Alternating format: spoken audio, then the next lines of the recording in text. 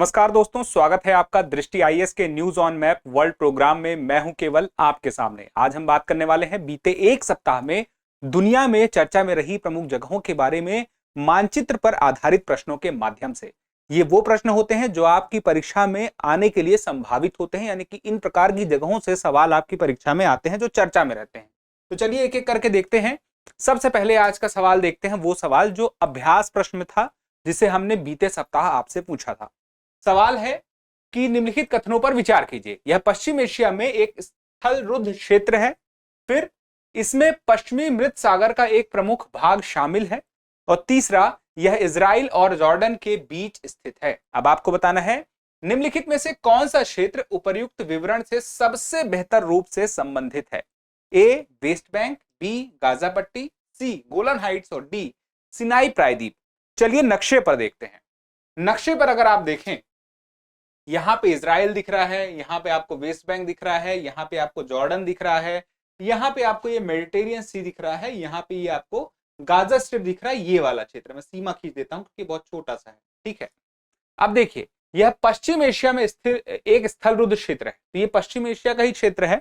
चलिए आगे देखते हैं। इसमें पश्चिमी मृत सागर का एक प्रमुख भाग शामिल है। ये देखिए, ये डेड सी है। डेड सी किससे किससे लगा हुआ दिखाई देता है? जॉर्डन से भी है, इजराइल वाले क्षेत्र से भी है, और उसके अलावा ये जो वेस्ट बैंक वाला है ये क्षेत्र भी है। चलिए अब तीसरा देखते हैं। यह इजराइल और जॉर्डन के बीच है, यानी कि इजराइल और जॉर्डन है नहीं इनमें से। तो अगर ये इजराइल नहीं है और जॉर्डन नहीं है और उसके अलावा डेड सी किससे लगता है? वेस्ट बैंक से लगता है। तो सारी बातें वेस्ट बैंक के तरफ ही जाती हैं। तो सही जवाब क्या होगा? कौन सा उपर्युक्त क्षेत्र है इनमें से? सारे कथनों के हिसाब से वेस्ट बैंक, यानी कि ए हो गया। चलिए आगे देखते हैं।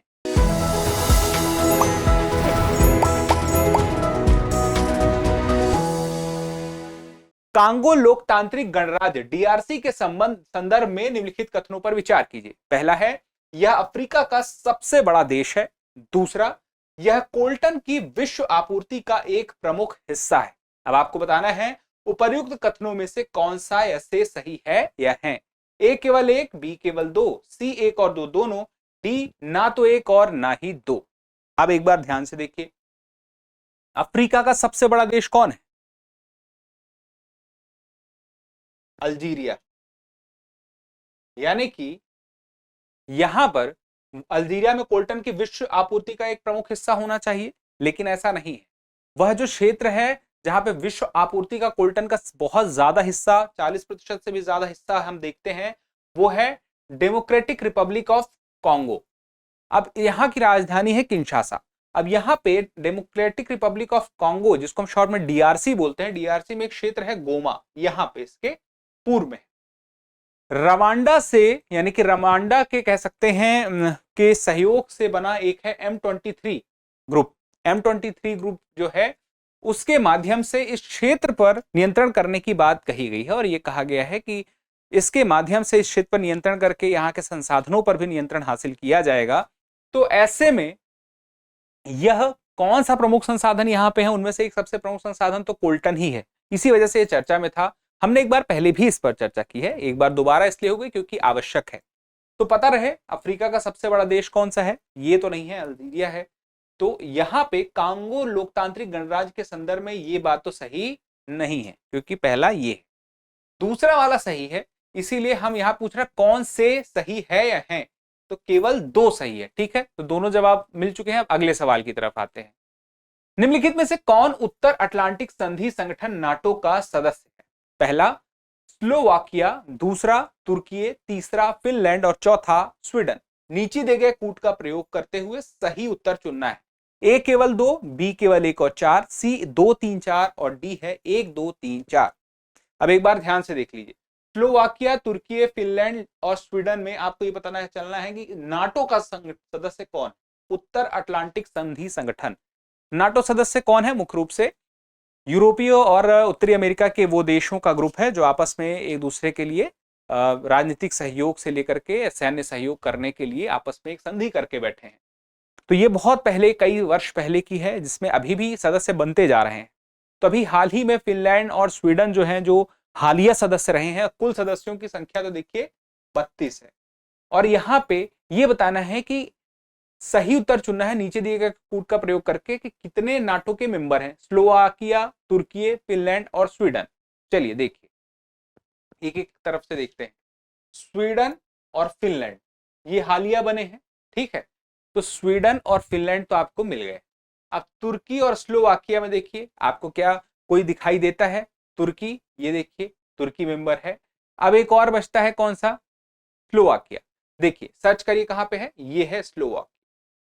ये सारे सदस्य हैं, तो चारों, अगर ये सारे के सारे नाटो देशों का हम एक समूह देखते हैं तो उसमें हमें दिखाई देता है मुख्य रूप से। चलिए अब यहाँ पे कुल सदस्यों की संख्या पूछ ले कोई, तो 32 है।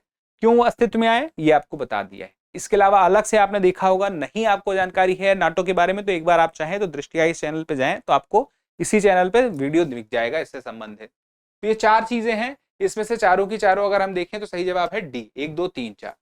अब आगे देखिए, पनामा नहर के संबंध में निम्नलिखित कथनों पर विचार कीजिए। कथन है, यह पनामा में एक कृत्रिम जलमार्ग है जो अटलांटिक महासागर को हिंद महासागर से जोड़ता है।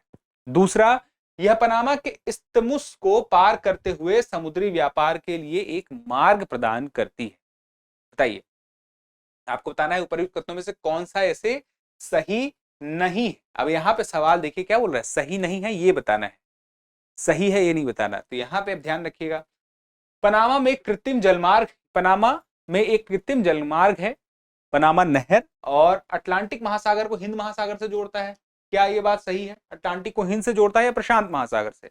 प्रशांत महासागर से। ये नॉर्थ अटलांटिक ओशियन है। ये पनामा में पनामा नहर है, कृत्रिम नहर है, बनाया गया था, बाद में उसे डेवलप किया गया था उस वहां के खास गटुन झील से मिला करके। और ये है south Pacific ocean, Pacific ocean, यहाँ पे तो नॉर्थ वाला है, ये नॉर्थ पैसिफिक ओशियन है। तो ऐसे में आप देखें तो क्या समझ में आता है, हिंद महासागर तो नहीं है, इसलिए स्टेटमेंट गलत है। फिर दूसरा, यह पनामा के इस्थमुस को पार करते हुए, तो ये बात सही है, पनामा का इस्थमुस क्षेत्र इस जगह पर है, तो इसको पार करते हुए ये जाता है, ये स्टेटमेंट सही है। लेकिन पहला वाला गलत है। और पूछ क्या रहा है, कौन से सही नहीं है? केवल एक सही नहीं है, पहला वाला। ठीक है, चलिए जवाब मिल गया है। अब आगे बढ़ने से पहले, अब पनामा के बारे में ये बात तो आपको पता ही है, कृत्रिम नहर है, किस प्रकार से इसमें लिफ्ट एंड लॉक टेक्निक का इस्तेमाल किया जाता है। मैंने इस पहले भी आपको दिखाया है कि किस प्रकार से ऐसे शिप है, आगे लेके जाया जाएगा, पानी का लेवल एक बेंच एक जगह पे भरेगा, फिर वो पानी के भरने की वजह से उस चैम्बर से जहाज ऊपर उठेगा और आगे बढ़ेगा, फिर पीछे से लॉक कर दिया जाएगा, फिर इसमें पानी का स्तर बढ़ेगा और फिर ये ऐसे बढ़ेगा। तो पानी का स्तर बढ़ा बढ़ा के लिफ्ट एंड लॉक करते करते उसको ऊपर लेके जाते हैं, फिर नीचे लेके जाते हैं। तो ये टेक्निक बहुत महत्वपूर्ण है, क्योंकि न्यूयॉर्क से सैन फ्रांसिस्को जाना एक टाइम पे बहुत लंबा था, 13,100 नॉटिकल माइल था। वो इसकी वजह से कितना हो गया है, कम हो गया है, 5,200 नॉटिकल माइल, आधे से भी कम हो गया है। तो इसलिए ये बहुत ही महत्वपूर्ण हो जाता है अमेरिका के लिए, तो सबसे ज्यादा महत्वपूर्ण। अब उसके बाद आगे बढ़ने से पहले महत्वपूर्ण जानकारी ये है कि दृष्टि आईएएस का सेंटर नोएडा सेक्टर 15 में भी है, और वहां पर हिंदी माध्यम में अगर आप आईएसजीएस फाउंडेशन से तैयारी करना चाहते हैं, या अंग्रेजी माध्यम में ISGS foundation prelims plus mains course की तैयारी करना चाहते हैं, यानी कि आप यूपीएससी की तैयारी समग्र रूप से करना चाहते हैं, जिसमें प्रीलिम्स और मेंस दोनों की हो जाए, बेसिक से एडवांस तक हो जाए, और इसके लिए फाउंडेशन कोर्स होता है सबसे बेस्ट। तो ये हिंदी मीडियम में भी अवेलेबल है और इंग्लिश मीडियम में भी। तो नोएडा में इसके लिए एडमिशन शुरू हो चुके हैं, ऑफलाइन बैचेस हैं, आप वहां पे जाके जानकारी ले सकते हैं और बातचीत करके अपना एडमिशन शुरू करके क्लासेस ले सकते हैं। अतिरिक्त कोई जानकारी चाहिए तो 8750187501 ये नंबर है, आप इस नंबर पर कॉल करेंगे तो जो आपके डाउट है सेंटर को लेके, क्लासेस को लेके, ऑफलाइन क्लास को लेके, या दृष्टि की ऑनलाइन क्लास के बारे में जानना है, तो आप इस नंबर से जानकारी प्राप्त कर सकते हैं। अगर आपको जानना है ये सेंटर कहां पे है, Noida centre Noida sector 15 metro station से पास में ही है, वॉकिंग डिस्टेंस पे है, आसानी से पहुंचा जा सकता है। इसके अलावा दिल्ली के करोल बाग सेंटर से अगर आप जीएस फाउंडेशन बैच यानी कि प्रीलिम्स प्लस मेंस के लिए समग्र तैयारी करना चाहते हैं करोल बाग सेंटर से, तो 24 फरवरी से बैच शुरू हो रहा है 11:30 बजे से, और इसके लिए भी एडमिशन शुरू है। अगर आप चाहें तो सेंटर में विजिट करके जानकारी प्राप्त करके एडमिशन ले सकते हैं। अदरवाइज अगर आप चाहें ऑन कॉल इंफॉर्मेशन चाहते हैं तो आपको 8750187501 पर कॉल करना है। मैं एक बार फिर से लिख देता हूं, 8750187501। इसके अलावा अगर आप लखनऊ सेंटर से यूपीएससी के जीएस फाउंडेशन बैच में एडमिशन लेना चाहते हैं हिंदी मीडियम से, तो जीएस फाउंडेशन बैच के लिए 20 फरवरी से क्लासेस शुरू हो रही हैं, इसके लिए एडमिशन शुरू है। आप चाहें तो सेंटर में जाएं, जानकारी लें और अपनी क्लासेस शुरू करें, एडमिशन लें। कोई डाउट हो तो आप कॉल कर सकते हैं 8750187501। हमारे एक्सपर्ट से आप बात कर सकते हैं, अपनी काउंसलिंग आप चाहें तो करा सकते हैं। चलिए अब आगे देखते हैं। आगे निम्नलिखित में से कौन नॉर्डिक बाल्टिक 8 देशों का सदस्य है? डेनमार्क, फिनलैंड, एस्टोनिया, लातविया और फ्रांस। अभी हमें पता होना चाहिए कि नॉर्डिक देश कहां है, बाल्टिक कहां है। चलिए अब देखते हैं, फिर उसके बाद देखते हैं सही इसमें से उत्तर क्या होगा कूट के हिसाब से, कितने नॉर्डिक बाल्टिक मिला के हैं। टोटल इनकी संख्या कितनी है? 8। चलिए अब देख लेते हैं। नॉर्डिक और बाल्टिक देशों के लिए आप यूरोप के नक्शे को अगर देखें, ये आपके सामने यूरोप है। यूरोप के नक्शे में आपको उत्तर की तरफ आना होगा। आपको Norway, Sweden, Finland, Estonia, Latvia, Lithuania, Denmark, Iceland ये सब दिखाई देंगे। यही है नॉर्डिक बाल्टिक। ये जरा पास से है आपके सामने। तो अब इसको थोड़ा सा अलग तरीके से देखते हैं, जहां पर सिर्फ इनके नाम। तो नॉर्डिक देश में है आइसलैंड, नॉर्वे, स्वीडन, फिनलैंड और यहां पर है क्या, बताइए क्या नाम है? डेनमार्क। और बाल्टिक में एस्टोनिया, लातविया, लिथुआनिया। ठीक है, तो इनसे 8 देशों में हम देखें विकल्प में कौन कौन से नाम मिलते हैं। डेनमार्क मिलता है, फिनलैंड मिलता है, एस्टोनिया मिलता है, लातविया है कि नहीं है? देखिए आपको लातविया मिल गया। एक देश नहीं मिलेगा, फ्रांस। फ्रांस नहीं, फ्रांस अलग जगह पे। फ्रांस तो यहां पे है, पश्चिम की तरफ है यूरोप में। तो अब यहां पे 1, 2, 3 और 4 अगर मिलते हैं तो सी सही जवाब होगा। ठीक है, चलिए अब आगे बढ़ते हैं। होर्मुज द्वीप के संदर्भ में निम्नलिखित में से कथनों का विचार करना है और देखना है। चलिए पहला कथन देखिए। यह द्वीप केशम द्वीप के पूर्व में स्थित है। और दूसरा है, संसाधन के रूप में लाल गेरू से समृद्ध इस द्वीप पर वर्तमान में ईरान का शासन है। उपर्युक्त में से कौन सा ऐसे कथन सही है या है? ए केवल 1, बी केवल 2, सी 1 और 2 दोनों और डी ना तो 1 और ना ही 2। अब देखिए, यह द्वीप केशम द्वीप के पूर्व में स्थित है या नहीं है? अब केशम द्वीप कहां पे है? उसके लिए आप यहां आइए। ये पर्शियन गल्फ का क्षेत्र आप देख रहे हैं। इसी में आप देखिए यहां पर एक बड़ा सा द्वीप आपको दिखाई देता है और एक इसके आगे दिखाई देता है छोटा सा। ठीक है, अब यहां पे देखिए यह द्वीप केशम द्वीप के पूर्व में स्थित है, होर्मुज द्वीप। तो ये बात तो सही है, होर्मुज द्वीप जो है केशम द्वीप के पूर्व में स्थित है। अब आगे देखिए, ये है आपका होर्मुज। अब संसाधन के रूप में लाल गेरू से समृद्ध इस द्वीप पर वर्तमान में ईरान का शासन है।